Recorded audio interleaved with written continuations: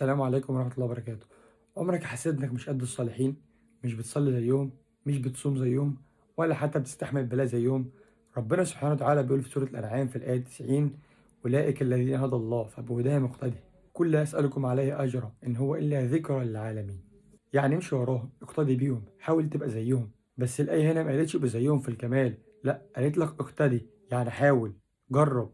يمكن مش هتصلي قيام الليل كله كامل، بس تصلي ركعتين. يمكن مش هتصوم يوم زي سيدنا داود، بس تصوم يوم لوجه الله. يمكن مش عندك صبر أيوب، بس قول الحمد لله على كل حال. ربنا سبحانه وتعالى مش مستني منك تبقى نبي، هو مستني منك قلب صادق. اقعد كلم ربنا سبحانه وتعالى وانت بتصلي، قول له يا رب انا مش كامل، بس انا بحبك وبحاول اقرب ليك وبحاول ابقى شبههم وبحاول امشي في طريقك. الهدايه اللي بجد مش انك توصل للكمال، الهدايه اللي بجد انك تفضل مكمل ومستمر في الطريق لربنا سبحانه وتعالى. فما تقارنش نفسك بحد، قارن نفسك بطريق الله سبحانه وتعالى، وشوف هل انت ماشي فيه صح ولا غلط. دي رسالتنا النهارده، يا رب تكونوا استفدتوا منها. هتلاقيني كل يوم ان شاء الله بنزل لك فيديو جديد برساله جديده من القران الكريم على مدار شهر رمضان باذنك يا رب، وحتى بعد شهر رمضان هنكمل. المهم انك تستفاد بجد وتطبق الكلام ده في حياتك. ربنا يا رب يعيننا جميعا واياكم على ذكره وشكره وحسن عبادته. وما تنساش الدال وخيرك فاعله، شارك الفيديو مع غيرك عشان تاخد الاجر والثواب.